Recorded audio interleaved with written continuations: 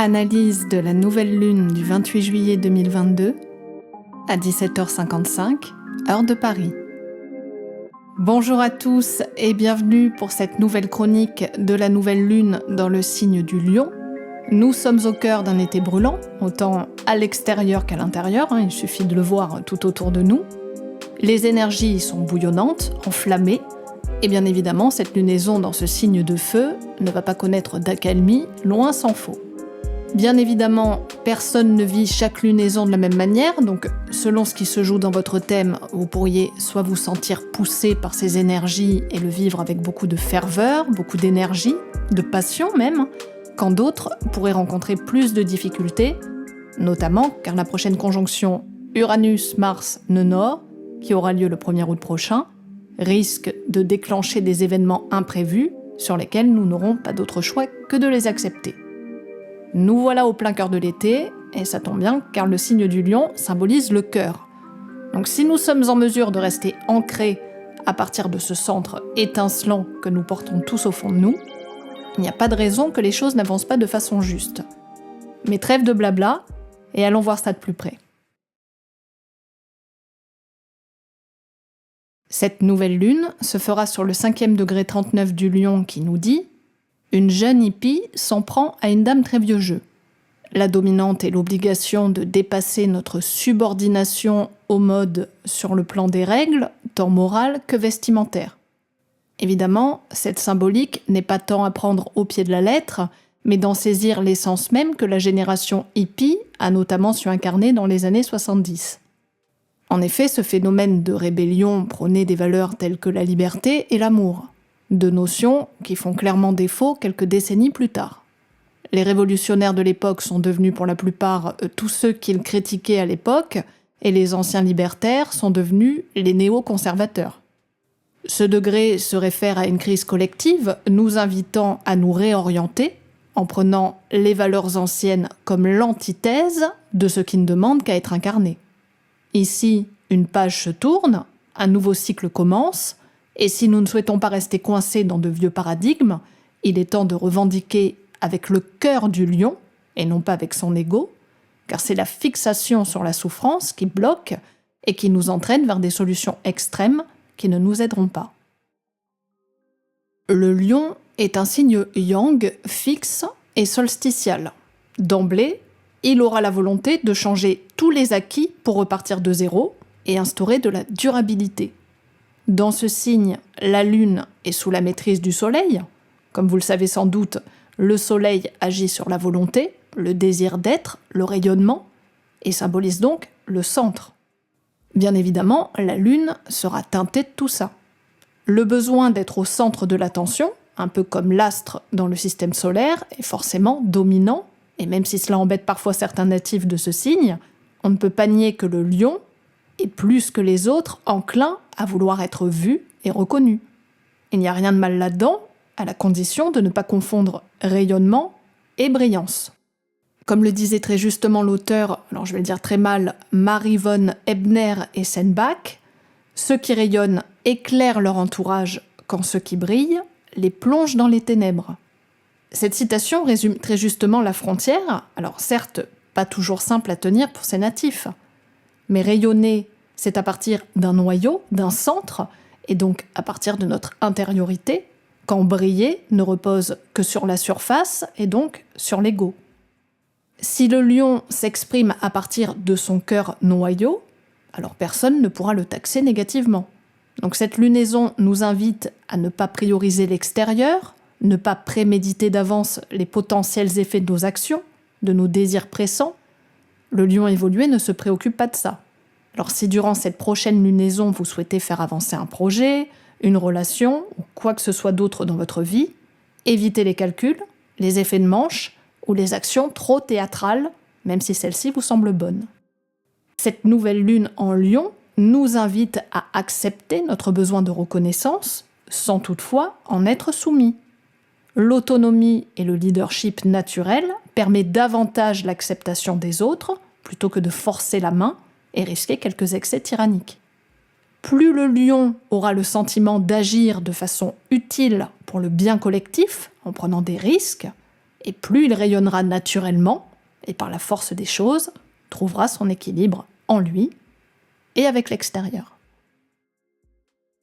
Dans cette carte, la nouvelle lune se trouve en maison 7. Les associations, les accords, les contrats, tout comme les ennemis déclarés, sont de la partie. Le carré au milieu du ciel, qui représente collectivement l'exécutif, peut renvoyer bien évidemment à tout ce qui est en train de se jouer en ce moment. Le lion, qui symbolise le pouvoir, pourrait se faire monarchique, et comme nos dirigeants sont loin de toucher les aspects évolués du signe, il est à prévoir que les égos risquent d'enfler et avoir bien du mal à trouver des terrains d'entente. Nous sommes toujours dans une période où le destin collectif prend, comme qui dirait, le pas sur nos chemins individuels, et même si la période peut nous pousser à vouloir nous affirmer avec plus de force, n'oublions jamais ce qui se cache derrière. Qu'attendons-nous tant des autres pour vouloir nous en différencier? Que cherchons-nous à prouver en osant nous mettre en avant? En quoi sommes-nous si spécial que les autres se doivent de le reconnaître? Toutes ces questions se méritent d'être posées en ce moment, pour nous permettre déjà de ne pas nous aliéner les autres et surtout pour ne pas nous éloigner de notre noyau. Plus nous serons capables de retourner au cœur même de ce que nous sommes, et plus nous aurons la possibilité de prendre la bonne distance vis-à-vis de ce que nous attendons de l'extérieur. Il ne sera toujours que le reflet de ce que nous sommes, et cette lunaison pourrait nous aider à nous rendre compte à quel endroit du cercle nous nous trouvons. La conjonction à l'astéroïde Cérès vient nous aider à prendre cette distance vis-à-vis de la sphère relationnelle et de tout ce qui nous lie à d'autres. Cet aspect accentue ce besoin d'affirmation personnelle du lion, qui, en reprenant son pouvoir, peut se permettre d'envisager, sous un angle détaché et critique, davantage d'équité dans les intérêts mutuels, plutôt que sous le joug d'un emballement affectif. En tout cas, c'est ce qui pourrait être demandé en ce début de lunaison. Cérès nous invite en quelque sorte à refroidir nos ardeurs, un peu comme un thermostat. La tentation de fuir ou de prendre certaines distances au nom de l'ego peut être présente, mais si nous acceptons de baisser de quelques degrés certains aspects de notre vie, nous pourrions être en mesure de faire avancer les choses de façon plus harmonieuse avec l'extérieur. Le trigone à Jupiter dans le Bélier est en soi un très bel aspect puisqu'il peut susciter beaucoup d'enthousiasme et de confiance en soi. Dans ces signes de feu, les emballements seront davantage mis en avant, alors on peut tout à fait avoir le sentiment que les portes sont grandes ouvertes, et nous pouvons cependant nous laisser aller une certaine paresse, une certaine indolence à laisser les choses se faire. N'oubliez jamais qu'un trigone est un aspect facilitateur qui, s'il n'est pas pleinement utilisé, peut nous embarquer dans un certain laisser-aller.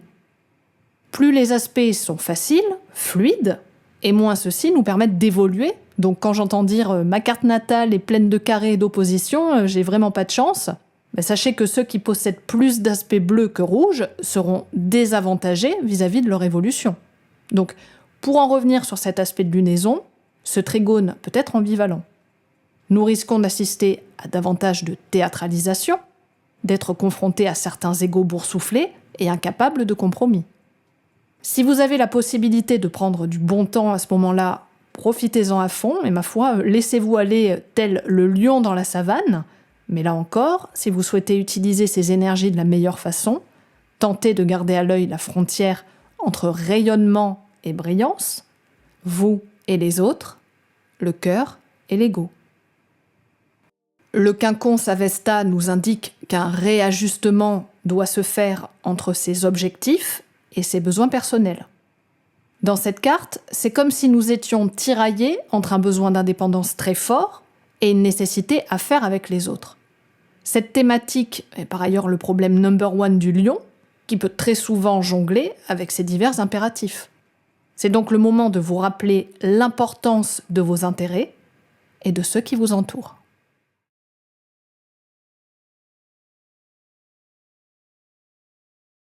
Mercure sur le 18e degré 22 du Lion nous dit « Une réception sur une péniche aménagée ».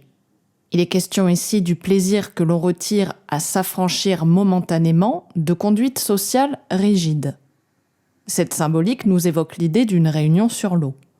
À travers ce degré, Rudyard nous parle de ressentir la libre circulation des énergies dans un cadre à la fois bohème et décontracté. En s'affranchissant des convenances, aurions-nous la possibilité de libérer de nouvelles énergies au travers certaines distractions de groupe, de certains échanges? Mercure dans le Lion se doit d'être libre de tout ce qui est conforme et usuel pour s'octroyer le pouvoir de tout remettre en cause. C'est un Mercure imposant, séducteur et confiant qui sait partager avec enthousiasme les grandes lignes du projet qu'il s'est fixé. Si la planète est en mesure de canaliser une certaine tendance à l'autoritarisme, elle sera à même de défendre, tel un guerrier, ce qui lui tient franchement à cœur. Dans cette carte, la planète se trouve en tension puisqu'elle est au carré des nœuds lunaires, tout comme de Mars et Uranus, et en opposition à Saturne. Toutes ces configurations pourraient nous mettre au défi d'une certaine ouverture vis-à-vis de l'extérieur pour éviter d'imposer nos points de vue et de jouer au petit chef. À mon sens, Mercure est le poison, tout comme l'antidote de cette lunaison. Sa position est la clé qui nous permettrait l'ouverture d'une nouvelle compréhension, qu'elle soit individuelle comme collective. Mercure au carré de la conjonction Mars-Uranus-nœud nord pourrait pousser certains égos dans leur retranchement. Cette configuration peut nous rendre plus irritables que de coutume, et certains pourraient agir de façon trop précipitée, ce qui pourrait créer certaines ruptures, parfois radicales. Ici, il y a l'idée de prendre le temps de la réflexion avant l'action. Certains propos pourraient dépasser notre pensée, et si nous n'y prêtons pas garde, nous pourrions le regretter par la suite. Cette période risque, d'un point de vue collectif, d'être le théâtre de vifs conflits et d'exagérations en tout genre.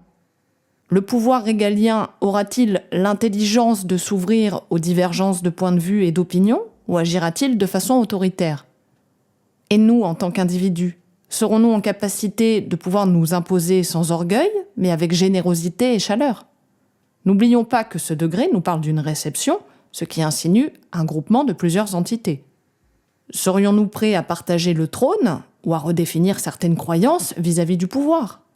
Ne posséderions-nous pas tous un trône bien singulier sur lequel nous pourrions exercer tout notre rayonnement, et cela sans revendiquer que c'est le nôtre le plus important? Cette lunaison commence sur toutes ces interrogations qui peuvent nous fragiliser, notamment dans le domaine relationnel. Le temps est venu de changer la notion même du cœur du pouvoir en pouvoir du cœur.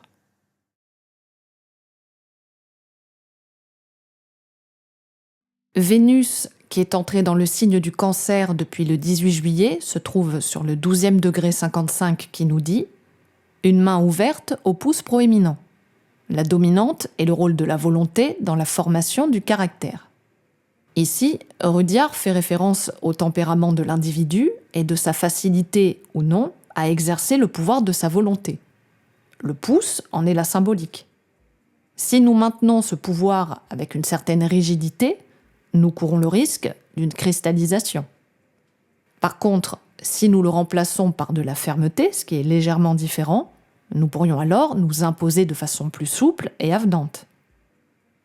Ce degré nous invite à faire preuve de subtilité, car tout bon pouvoir ne peut s'exercer qu'avec une certaine ouverture, ici représentée par cette main disposée à élargir ses fondamentaux.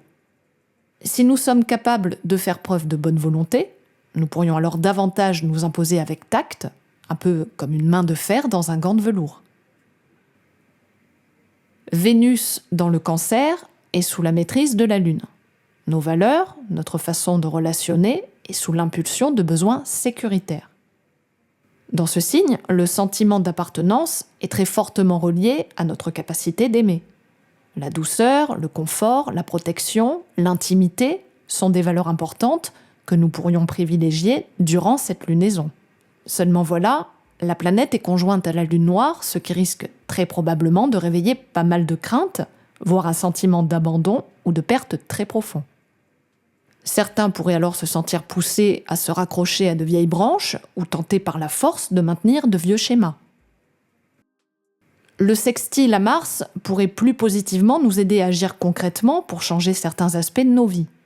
Derrière tout ça, il y a toujours l'idée d'autonomie et d'indépendance, alors que ce soit vis-à-vis de nos relations, de nos acquis, de notre volonté de se sécuriser par soi-même et de retrouver notre propre appartenance, notre propre trône.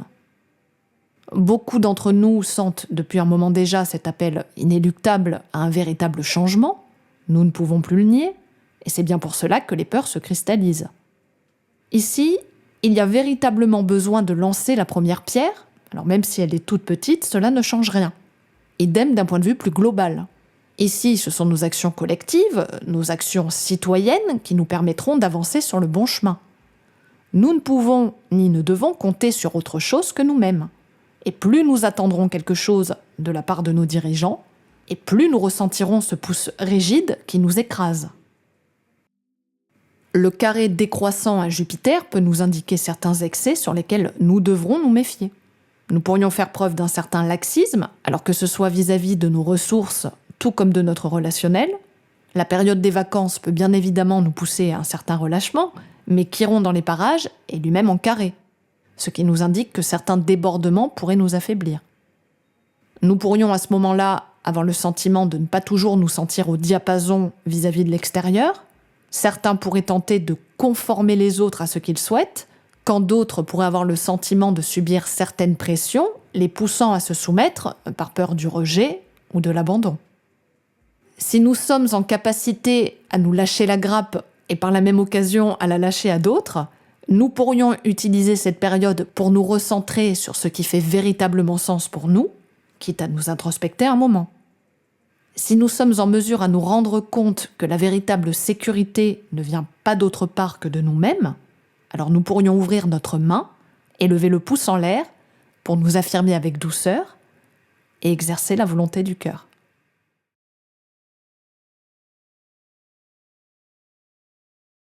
Mars, sur le 15e degré 57 du Taureau, nous dit « Un vieux professeur incapable d'intéresser ses élèves à l'enseignement traditionnel ». Ici, il est question de l'inadéquation, en période de crise, des connaissances héritées du passé. Cette phase est relativement intéressante puisqu'elle marque le passage entre les valeurs d'hier et celles que nous nous devons d'acquérir. Cela me fait penser au carré entre Saturne et Uranus, que nous subissons depuis 2 ans, et qui nous demande avec beaucoup de difficultés de nous départir de vieilles structures. Mars, sur ce degré, nous indique que nos actions se doivent de marquer une coupure franche et de repartir de zéro. Faire du neuf avec du vieux ne fonctionnera pas. Il est temps de nous appuyer sur toutes nos frustrations pour créer de nouvelles formes. Alors oui, cela peut demander un certain courage, surtout quand la période se cristallise sur nos besoins de sécurité, mais n'avons-nous pas d'autre choix que de prendre un risque ? C'est souvent dans les moments où nous avons le sentiment de n'avoir plus rien à perdre que nous pouvons alors obtenir au-delà de nos espérances. Quelques jours plus tard, soit le 2 août, la planète fera une conjonction exacte sur le 19e degré du Taureau où l'attend Uranus. Ce degré nous parlera alors d'un nouveau continent qui émerge de l'océan. À travers ce degré, Rudyard nous parle d'un nouvel horizon qui se dégage une fois la crise passée. Cet espace vierge au potentiel infini nous invite à la libre spontanéité, libérée du joug de l'ego, conscient et rationnel. Serons-nous collectivement capables d'adopter la bonne attitude pour embrasser cette nouvelle page qui s'ouvre à nous ? Pour le moment, le seul pouvoir que nous ayons est celle de notre attitude individuelle, qui plus nous serons nombreux à travailler consciemment dessus, plus nous serons en mesure d'acter dans la direction du nœud nord. Une conjonction est comme une graine, c'est-à-dire que tout est encore en potentialité et ne demande qu'à se développer. À ce stade, rien n'est encore visible et nous devons attendre que cette conjonction évolue pour voir concrètement ce qu'il en sera. En juin 2023, Mars fera son premier carré à Uranus. D'ici là, l'eau aura coulé sous les ponts et nous pourrons peut-être voir les premières manifestations de cette nouvelle graine plantée en août. D'ici là, que pouvons-nous en attendre dans notre vie individuelle ? Selon là où se passera cette conjonction, vous pourriez ressentir, ou subir, tout dépend avec Uranus qui est très imprévisible, comme une poussée vers le changement. Alors bien sûr, chacun le vivra à sa manière. Les signes fixes du 2e décan le sentiront davantage. Si vous avez une planète personnelle sur le 19e degré du Taureau, du Scorpion, du Lion ou du Verseau, des changements en lien avec cette planète et la maison où elle se trouve pourraient prendre corps, ou du moins vous pourriez poser la première pierre de façon concrète. Sur cette carte de nouvelle lune, cette triplette se trouve en maison 4 et donc opposée au milieu du ciel. Il est fort probable que la prise de conscience collective, pour acter de façon parfois disruptive, pourrait advenir au sein de la société. Cela pourrait prendre bien des formes, et même si je ne veux pas virer dans le négativisme, il n'est pas impossible que des actions individuelles pourraient s'avérer radicales et pas toujours dans le bon sens. Uranus et Mars peuvent réveiller chez certains des pulsions incontrôlables, c'est un aspect qui peut être lié à des actes parfois brutaux et très imprévisibles, comme le terrorisme par exemple. Bien évidemment, tout est duel, et quand certains utiliseront cette graine de façon basse, d'autres pourraient l'arroser avec davantage de conscience. Quoi qu'il en soit, cette conjonction lance le début d'un nouveau chapitre. Tentons de surfer sur ces nouvelles énergies en nous raccrochant à la planète maîtresse du Taureau, Vénus, qui nous rappelle que toute action pour un changement se doit de reposer sur des valeurs d'amour et d'harmonie avec le vivant.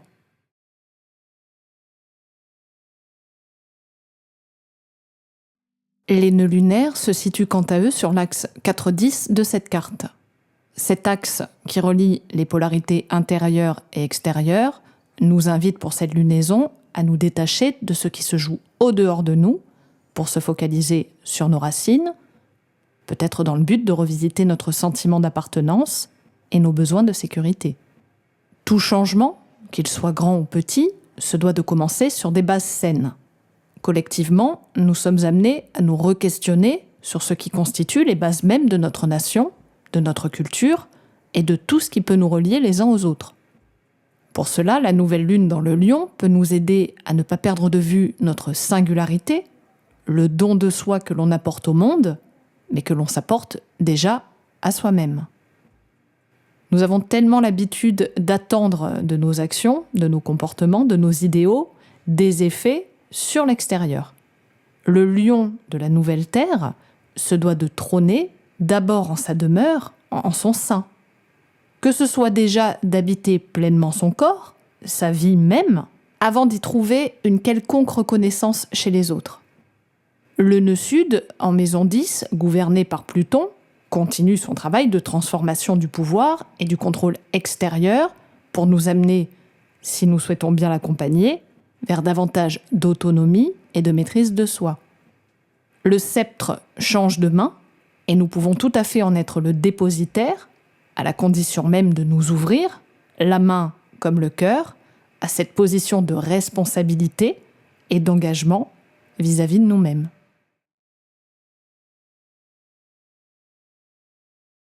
Si l'on additionne tous les chiffres à la date de cette carte, nous obtenons le numéro 5, qui correspond à la lame du pape dans le tarot de Marseille.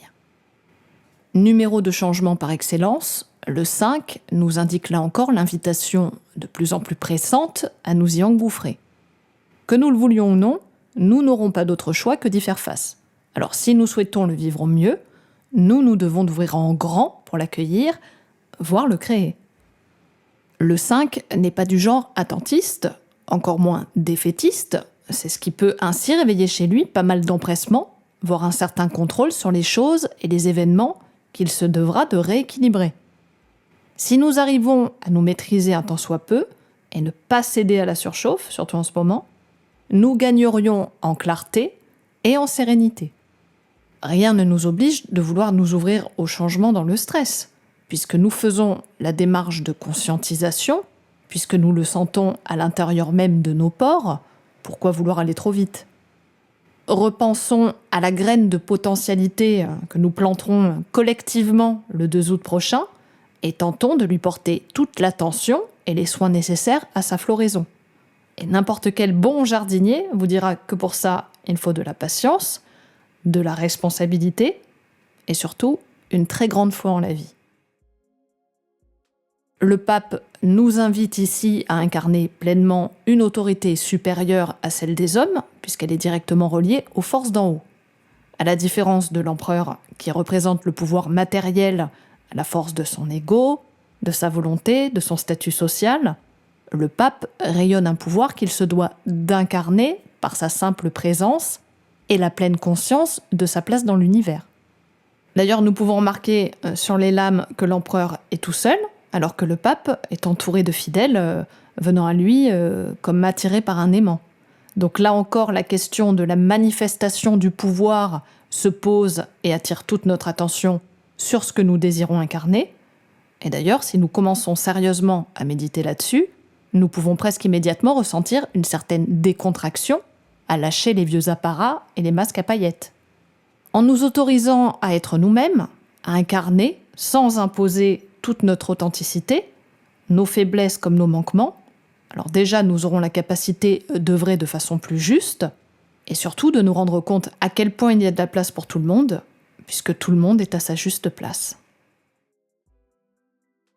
Et nous voilà arrivés au bout de cette analyse qui, je l'espère, vous permettra de planter vos plus belles graines dans une terre saine et féconde. Si vous avez des questions ou que vous souhaitez partager vos ressentis, vos doutes, vos illuminations, je vous invite à lâcher un com et je me ferai un plaisir de vous lire. Pour tous ceux qui souhaitent une consultation, je vous invite à visiter mon site. Je vous souhaite pour ma part une très prolixe nouvelle lune. Et je vous dis à très bientôt pour de nouvelles aventures astrologiques.